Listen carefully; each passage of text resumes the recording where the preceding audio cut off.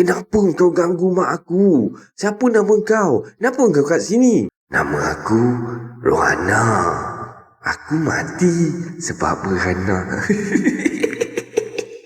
Kubur aku ada dekat atas bukit tu. Aku bukan kacau mak kau. Aku cuma tak teman dia sebab dia sedih. Aku kesian tengok dia.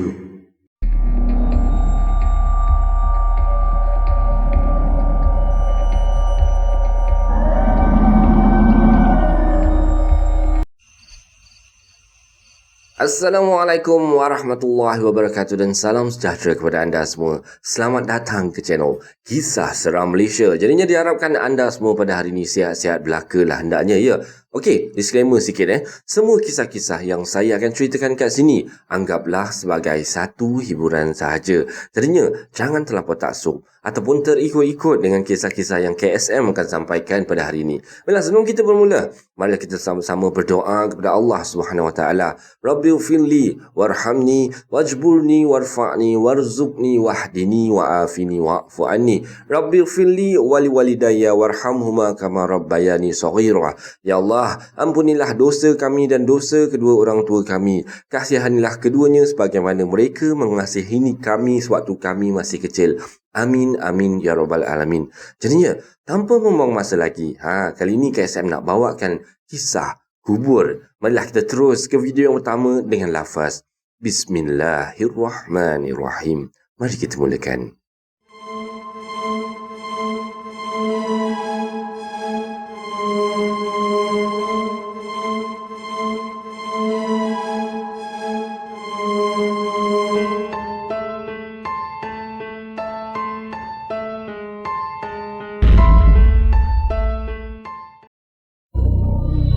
Okey, baiklah.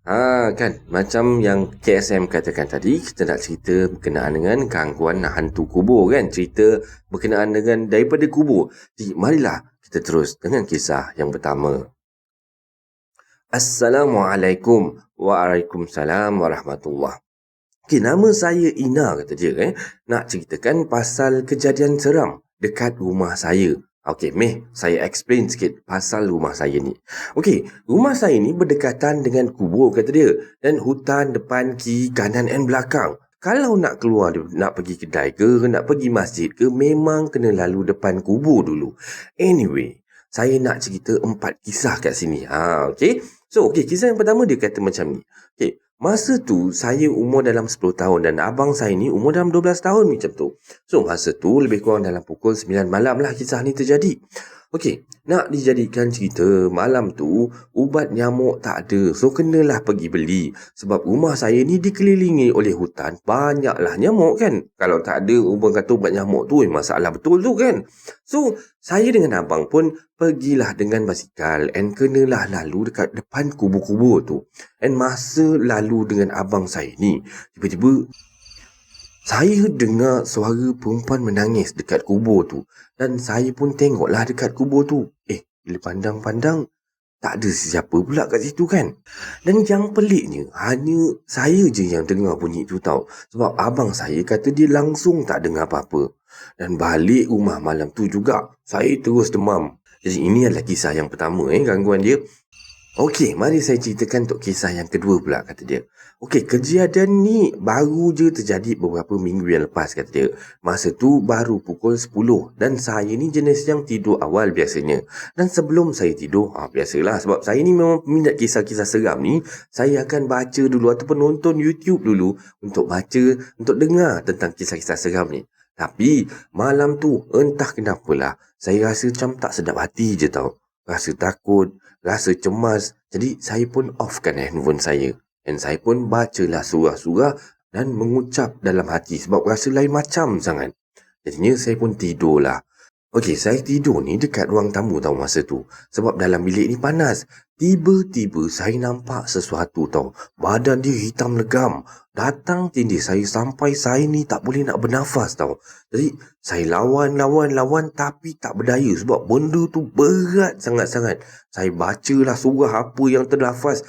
Last sekali saya baca Ayatul Kursi.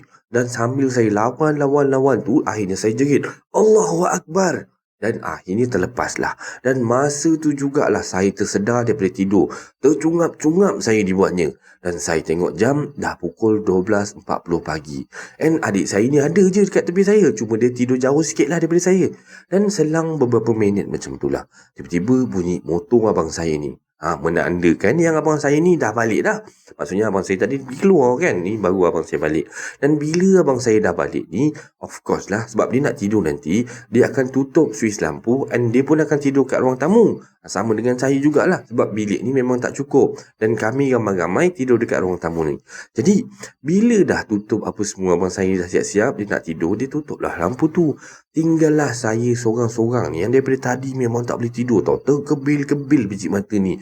Dan mata saya pula boleh rajin pula time tu melihat tengok kiri, tengok kanan. And masa saya tertengok ke arah abang saya yang tengah tidur tu, saya nampak tau kain putih tengah terbang macam terapung-apung dekat atas abang saya. Bila saya tengok je kain putih tu terus dia macam macam terbang perlahan-lahan, slow-slow sampai hilang dekat sebalik dinding macam tu. Dan masa tu memang saya dah tak tahan sangat-sangat. Memang takut gila. Dan saya pun pergilah tidur sebelah adik saya sampai berhimpit-himpit dengan dia. Dan keesokannya, dia marah saya. Kata dia sebab tidur rapat sangat dengan dia. Tak tahulah hantu tu datang dari mana. Hantu ni asal rumah saya sendiri ke ataupun dia mengikut abang saya balik daripada luar agaknya. Okey, kisah yang ketiga ni. Tapi ni kisah daripada mak saya, kata dia.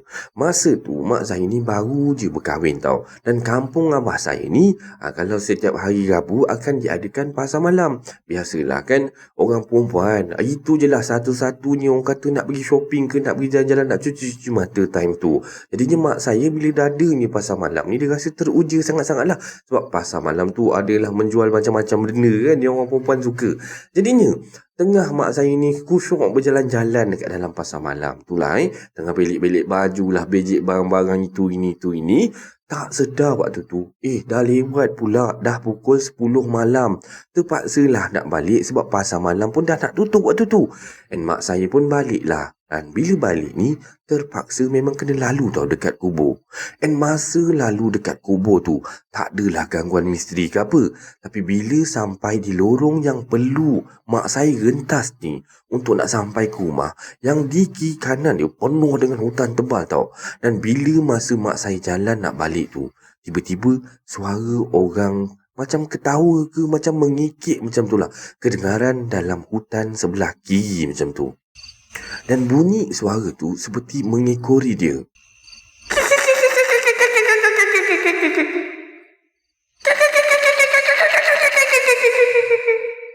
Mulanya mak saya berjalan perlahan je tau. Tapi bila mak saya dah mula buka langkah untuk nak berlari, dan suara tu semakin kuat tau. Semakin kuat mengekori mak saya. Dan bila dah sampai depan rumah tu, baru suara tu hilang. Okay, last story Ni kisah mak saya juga. Masa kisah ni tadi sama juga. Lebih kurang pukul 9, pukul 10 malam macam tu.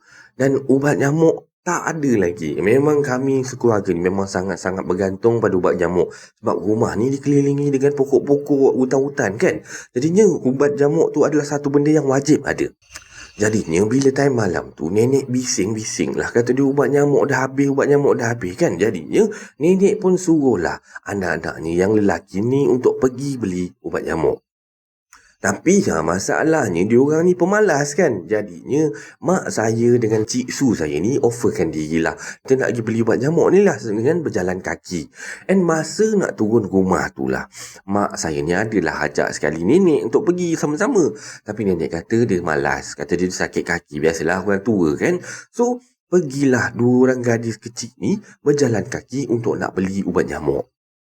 Jadinya di pertengahan jalan ataupun lebih tepat depan kubur tu, tiba-tiba duit 50 sen ni boleh terjatuh pula. And harga ubat nyamuk tu RM1.50. Dan bawa duit pula cukup-cukup je RM1.50. Terpaksalah Cik Su ni mencari-cari duit shilling yang terjatuh tu. Sebab dia yang pegang duit kan. Dan mak saya pula dia jadi tukang orang kata surveillance lah. Tengok keliling tu kod ada benda yang menakutkan kan. Jadi kan dia perhati kiri, pandang kanan, pandang kiri, pandang kanan. And masa mak saya pandang selekoh lorong nak balik ke rumah tu, mak saya nampak tau, nenek saya tengah berjalan menuju ke arah mak saya dengan Cik Su ni.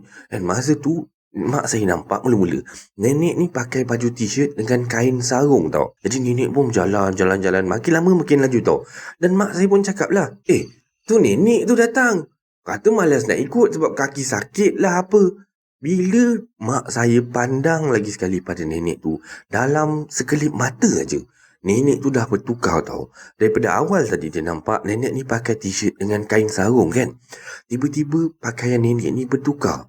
Daripada pakaian t-shirt dengan kain sarung tadi, bertukar pada telekung tau. Dan nampaklah kain telekung tu macam bergebang-gebang macam tu kan. Sebab nenek ni jalan dengan agak laju waktu tu, menghala ke arah mak saya dengan Cik Su ni. Dan dua-dua waktu ni dah memang dah rasa takut lah, rasa lain macam kan. Dua-dua dah tutup mata dah waktu ni. Berserah je lah, orang kata redha je lah, kot kena cekik kemudian nak ke apa kan. Jadi makin dekat, tiba-tiba gaib macam tu je. Hilang entah ke mana. Bila buka mata dah tak ada dah. Cari tadi, cari duit shilling 50 sen tadi pun, masa tu jumpalah duit tu. Dan diorang pun, mak saya dengan Cik Su ni pun teruslah pergi ke kedai untuk beli ubat nyamuk. Dan masa nak balik tu, mak saya pun cakap, orang kata pesan kat Cik Su tu lah lebih kurang. Mak saya kata, jangan lari tau, kita jalan sama-sama je kan. Tapi bila sampai dekat tempat kejadian tu, mak saya lah orang yang first lari dulu. Dan mak saya pula orang yang last sampai dekat depan rumah nenek. Dan esoknya makcik saya dengan mak saya ni demam panas. Dan itu je lah kisah yang saya nak kongsikan. Lah, Assalamualaikum. Dan ini kawan-kawan semua adalah kisah pembukaan untuk KSM pada malam ni. Semoga anda terhibur dengan kisah-kisah yang KSM sampaikan untuk permulaan ni. Baiklah, tanpa membuang masa lagi, kita terus dengan kisah yang kedua.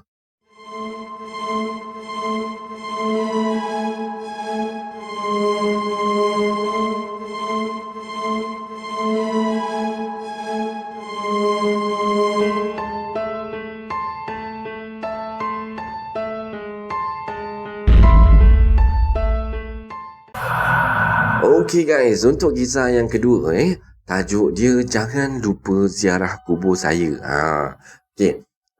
Tajuk dia jangan lupa ziarah kubur aku, tapi saya membahasakan dengan saya lah kisah ni daripada Brunei Baik, kita terus dengan kisah dia. Assalamualaikum warahmatullahi wabarakatuh. Waalaikumsalam. Sebelum itu, saya ingin memperkenalkan diri saya ni sebagai Adriana. Dan keluarga saya ni terdiri daripada 5 orang. Mak, ayah, kakak, saya dan adik saya. Kisah ni ataupun kejadian ni berlaku pada tahun lepas, sekitar bulan Oktober. Dan untuk pengetahuan anda semualah, dan mak saya ni memanglah daripada kecil dalam badan dia memang dah ada penunggu. Dan dah macam-macam cara kami cuba untuk nak pulihkan keadaan mak saya ni. Tapi susah jugalah benda alah tu nak keluar daripada badan mak saya.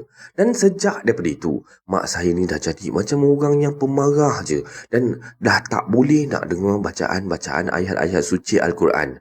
Lebih-lebih lagi kalau diputarkan ayat-ayat ruqyah ni, dia ni, mak saya ni akan jadi mengamuk dan menangis-nangis tau. Tipulah kalau kami sekeluarga ni tak sedih dengan keadaan mak yang macam tu. Jadinya pada satu malam tu, saya dengan tunang saya, dan sekarang ni tunang ni dah jadi suami tengah siapkan tempahan nasi untuk para pelanggan kami lah, untuk customer order lah. Dan ketika tu kita orang ni ada gerai dekat sebelah rumah.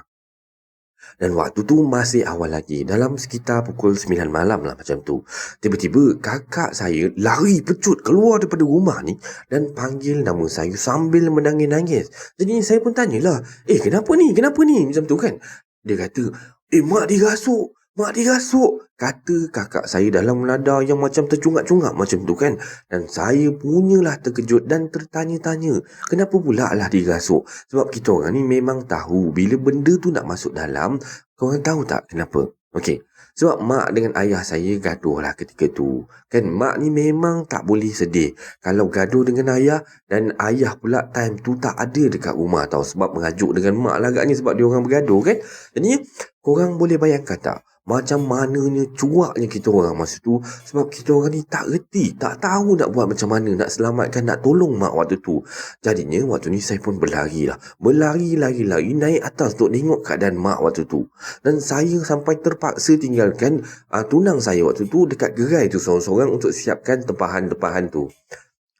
Dan bila saya dah sampai dekat bilik mak ni, terkejut gila lah kita orang adik-beradik bila tengok mak saya berdiri betul-betul dekat beranda luar tingkap yang menghadap hutan angker tu, dan sambil menangis dan bercakap, "Mak kau dah pergi jauh," sambil tunjuk dekat arah hutan tu. Ya Allah, waktu tu memang meremang bulu tengkuk saya. Dan kita orang menangis, tak tahu nak buat apa. Tambah takut sangat-sangat waktu tu. Dan saya sampai ketuk pintu rumah jiran saya ni, kot-kot kalau dia orang ni boleh tolong ke, boleh bantu kami waktu tu. Tapi malangnya, dia orang pun tak arif bab-bab macam ni. Dan saya pun call ayah saya, bagi tahu keadaan mak saya yang sekarang ni. Barulah ayah saya ni balik untuk nak pujuk mak ni. Tapi binatang tu ataupun makhluk tu tak nak keluar, dan belum juga nak keluar setelah dipujuk-pujuk. Dan dah banyak kalilah kami ni baca ayat suci Al-Quran yang kami tahu waktu tu, tapi kebal juga benda tu sebabnya dia tak nak keluar-keluar juga. Kemudian saya cuba call bapa saudara saya. Dan bapa saudara saya ni dia seorang ustaz daripada Darul Syifa. Tapi pada ketika itu, diorang ni tengah family dinner lah. Jauh jugalah daripada rumah kami. Kesian pula kat diorang ni sebab saya kacau diorang tengah makan time tu. Dan pakcik saya cakap, katanya dia akan datang selepas makan malam ni. Boleh kira sampai lebih kurang dekat sejam jugalah kami tunggu kedatangan ustaz ataupun pakcik tu lah. Dan sementara menunggu kedatangan mereka tu, ayah saya ni dah berjaya lah memujuk mak saya ni supaya masuk bilik. Takutlah kot-kot hantu tu boleh bawa mak saya pergi masuk dalam hutan waktu tu kan. Panik kita orang dibuatnya. Dan mak saya pun dah tak banyak meracau lagi waktu ni. Tapi kita orang masih lagi rasa takut. Kita orang ni masih lagi rasa seram. Sebab depan kita orang waktu tu sebenarnya bukan mak saya yang betul kan. Dan tak lama lepas tu, dia membuka perbualan pula. Dia tanyalah kita macam-macam. Maksud saya mak saya ni tanya kami ni macam-macam. "Mak kau, aku nak bawa jauh daripada sini boleh tak? Sebab dia sedih. Dia tak boleh sedih tau." Meremang betul lah saya dengar dia punya suara tu. Apa lagi saya pun tanyalah dia juga macam-macam tau. "Kenapa kau ganggu mak aku? Siapa nama kau? Kenapa kau kat sini?" "Nama aku Rohana. Aku mati sebab beranak." "Kubur aku ada dekat atas bukit tu." "Aku bukan kacau mak kau. Aku cuma tak teman dia sebab dia sedih. Aku kesian tengok dia." Sambil makhluk tu ketawa sambil tersengih-sengih waktu tu. Dan ketika itu saya tak tahulah. Saya tak takut dengan dia. Kenapa saya boleh jadi tak takut dengan dia untuk nak berbual tu. Tapi sudah lama berbual-berbual ni, saya tiba-tiba teringat. Saya terus istighfar. Astaghfirullahalazim. Astaghfirullahalazim. Sebab apa yang saya teringat tu? Saya teringat akan pesan ustaz yang rawat mak saya dulu tau. Yang kita orang ni tak boleh percaya sangat cakap-cakap segini. Cakap-cakap syaitan ni. Dan diorang ni bila bercakap tu ataupun kita layan dia bercakap, cara dia orang bercakap, dia orang cuba nak menyesatkan kita tau. Jadinya setelah panjang saya berdiam diri macam tu, dia boleh pula ketawa seorang diri tau.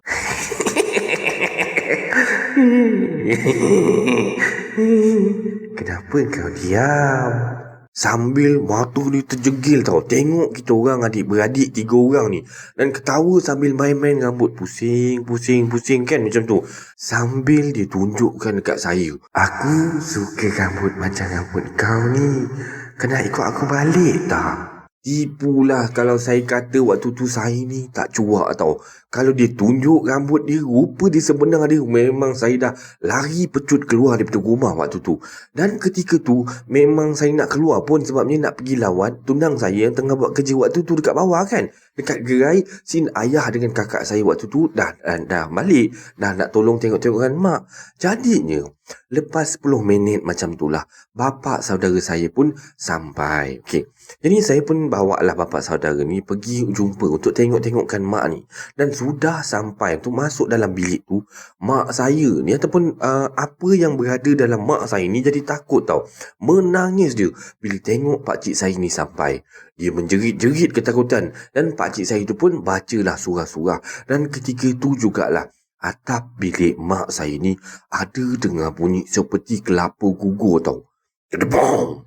Padahal hutan dekat belakang tak ada sebarang pokok pun dekat kawasan rumah kami ni. Dan ayah saya pun pergi keluar untuk tengok apa benda yang jatuh tu. Dia nampak seekor burung besar warna hitam macam bentuk burung gagak macam tu.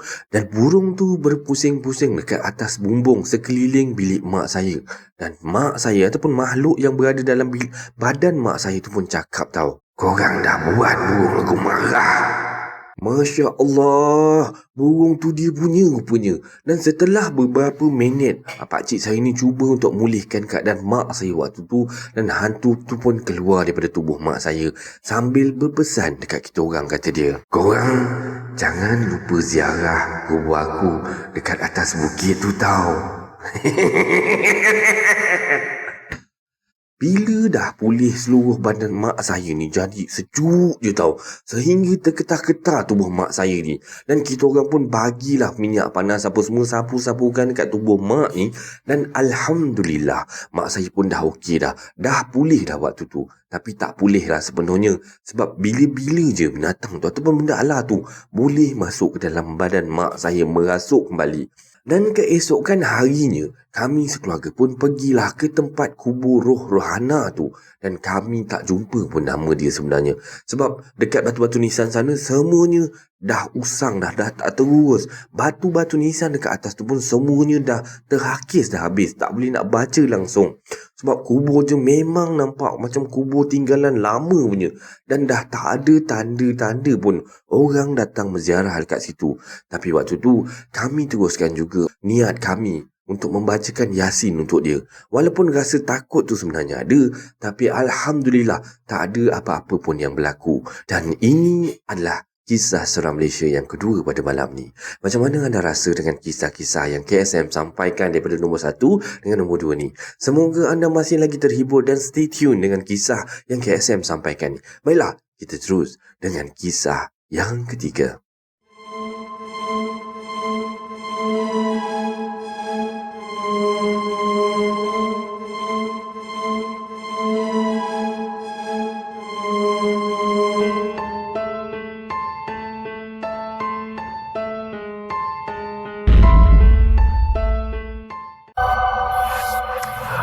Baiklah guys, untuk kisah yang ketiga ni, tajuk dia Rumah Belakang Kubur. Baiklah, tanpa membuang masa, kita terus dengan kisah yang ketiga.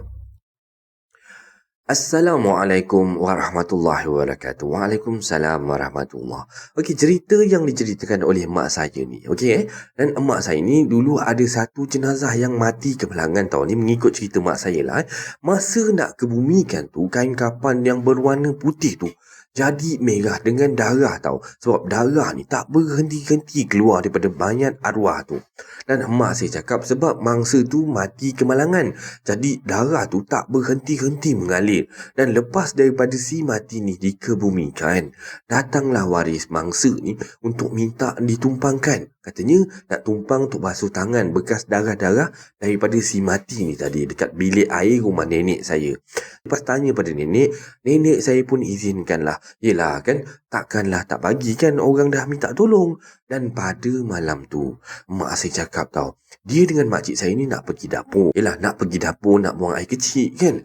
Dan tiba-tiba daripada bilik air ni terdengar tau suara wanita menangis tau.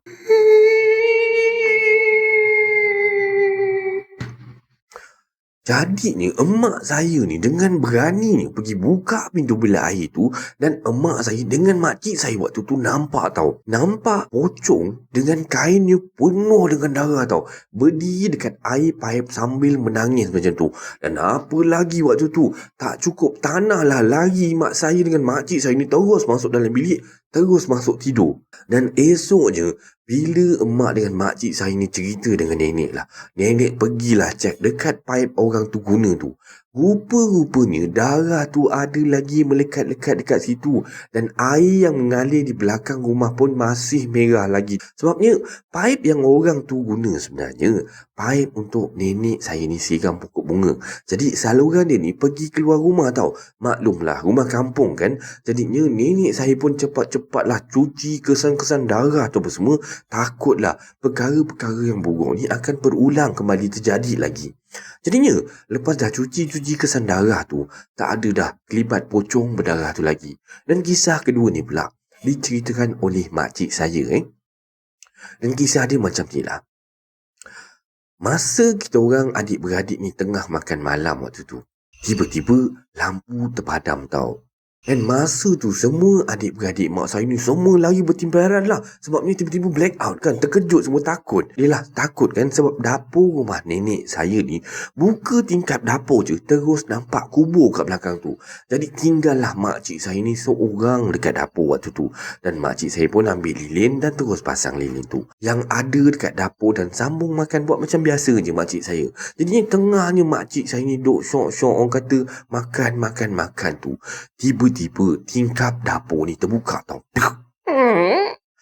Bila makcik saya pandang tingkap tu je, terkejut dia bila nampak ada muka yang sebesar tingkap tu dengan lidah terjeli keluar, merenung dia dengan mata yang tajam tau. Teruslah makcik saya ni terjerit-jerit. Nasib baiklah nenek saya ni jenis yang pandai-pandai jugalah mengubat-ubatkan orang. Lepas nenek saya bacakan ayat-ayat suci Al-Quran dan hembus dekat muka makcik ni, barulah makcik saya ni okey. Dan sejak daripada hari tu, dia dah tak berani nak sorang-sorang dekat dapur lagi. Okey, untuk kisah yang ketiga ni pengalaman ni terjadi dekat saya sendiri. And masa malam pukul 12 macam tu, perut saya ni memulas-mulas tau. Sakit sangat perut. Jadinya saya kejutkanlah sepupu saya ni untuk teman saya ni nak pergi tandas. Saya takutlah sebenarnya kan nak pergi tandas seorang-seorang. Sebab tandas tu biasalah. Kalau tandas kampung ni biasanya dia akan berada dekat luar rumah tau. Dan dekat belakang tu, orang kata betul-betul dekat belakang tandas tu, kubur tau. Memang seram. Tapi sebab saya dah tak tahan sangat pada waktu tu, terpaksa jugalah saya ni pergi ke tandas. Jadinya saya dengan sepupu saya ni pergilah ke tandas tau. Turun di tangga rumah tu dengan tiba-tiba tau. Tiba-tiba macam angin tau, menyerbu. Kita orang terasa macam kita langgar angin macam tu tau. Jadi saya dengan sepupu saya ni dah mula rasa meremang terus. Lepas kena langgar angin tu terus meremang rasakan satu badan ni. Tapi terpaksalah kami tetap juga teruskan niat untuk nak pergi tandas. Sampai ke tandas ni, saya terus masuk dalam tandas. Dan sepupu saya ni tunggu dekat luar tau. Saya sembang-sembang lah dalam tandas ni lah, penakutnya pasal sembang-sembang dengan sepupu saya ni daripada dalam tandas. Sebab sepupu saya ni suruh saya sembang dengan dia sampai saya selesai tau. Sebab dia takut pun kat luar seorang-seorang dan saya pun takut dekat dalam tu seorang-seorang. Jadinya bila dah selesai apa semua saya punya hajat tu, kami pun cepat-cepatlah nak naik ke rumah. Tengah kami berlari-lari tu, saya terpandang dekat bawah rumah tau. Macam ada perempuan pakai baju putih dengan rambut yang panjang, menggerbang macam tu. Dan dia ni mula-mula dia berdiri tegak. Tapi bila dia perasan kami je, dia terus macam meluru tau. Dan macam nak kejar saya dengan sepupu saya waktu ni. Dan saya jerit dekat sepupu saya ni, suruh, lari. Saya sambil berlari ni, dah tak ingat dah nak baca apa. Yang saya ingat, alif bata. Sambil saya berlari tu. Dan sepupu saya pula menjerit, panggil, nenek. Dan macam suara kami dia waktu tu dah tak boleh nak terkeluar dah kan. Dan saya dapat rasa benda tu macam terbang betul-betul dekat atas kepala kami tau waktu tu. Dan akhirnya kami sampai depan pintu. Lepas dia sampai kat depan pintu, benda tu terus hilang. Dan kami basuh kaki dan terus tidur dalam keadaan ketakutan. Okey. Baiklah, kisah yang keempat ni. Kisah ni terjadi dekat mak saya. Masa ni mak saya belum kahwin lagi. Dan masa ni mak saya bekerja dekat sebuah minimarket. Pergi kerja masuk pukul 10 pagi dan balik kerja pukul 10 malam. Jadinya adik lelaki mak saya ni lah ditugaskan untuk hantar dan ambil mak saya ni daripada pergi dan balik kerja. Jadinya malam tu macam biasalah, mak saya balik je teruslah mandi, masuk bilik tidur dan dalam keadaan letih sangat-sangat mak saya ni terbaring tau. tiba-tiba meremang macam tu je. Tak tahulah kenapa. Dan dia boleh rasa sebelah kiri dia ni macam ada orang macam tu. Dan bila mak saya toleh ke tepi tu, mak saya nampak kelibat pocong tau. Dan muka pocong tu macam tengkorak tau. Dan mak saya terus bangun dan duduk dan terus baca ayat-ayat Al-Quran. Dan dalam beberapa minit, pocong tu terus hilang macam tu. Dan keesokan harinya, mak saya terus demam sebab terkejut sangat-sangat. Dan sekian kisah daripada saya. Semoga anda semua terhibur. Dan ini adalah kisah terakhir pada malam ini untuk Kisah Seram Malaysia. Macam mana anda rasa dengan kisah-kisah yang KSM sampaikan ni? Semoga terhibur dan terima kasih pada yang sudi mendengar Kisah Seram Malaysia ni sehingga habis. Baiklah, sebelum kita akhiri Kisah Seram Malaysia pada malam ini, kita dengar sikit pesan Ustaz. Kalau sekiranya anda ingin melihat dan mengenali pasangan anda atau isteri sejati anda, maka perhatikanlah ketika anda ditimpa kemiskinan. Kalau anda ingin melihat dan mengenali sahabat sejati, maka perhatikanlah ketika anda ditimpa kesempitan dan kesusahan. Sekiranya anda ingin melihat dan mengenali manusia-manusia yang beriman, maka perhatikanlah mereka ketika mereka ditimpa musibah dan ujian daripada Allah. Kalau anda ingin melihat dan mengenali manusia-manusia yang berakhlak mulia, maka perhatikanlah ketika anda memohon bantuan dan pertolongan daripada mereka. Sebarang komen, like dan share daripada anda semua amat-amatlah dihargai. Terima kasih pada yang dah sudi subscribe di channel Kisah Seram Malaysia ni. Dan yang masih belum tu, bantulah saya dengan menekan butang subscribe, like dan sharekan video-video ini kepada kawan-kawan anda. Dan sokongan daripada anda semua adalah satu ibarat pembakar semangat buat saya untuk teruskan berkarya agar saya terus berusaha untuk membuat banyak video-video yang baik, yang menarik dan berkualiti untuk anda semua tonton, insya-Allah. Jadinya yang baik itu datang daripada Allah Subhanahu Wa Taala dan yang buruk itu datang daripada kelemahan diri saya sendiri. Dan saya akhiri Kisah Seram Malaysia pada kali ini dengan lafaz Assalamualaikum warahmatullahi wabarakatuh. Terima kasih semua, selamat malam.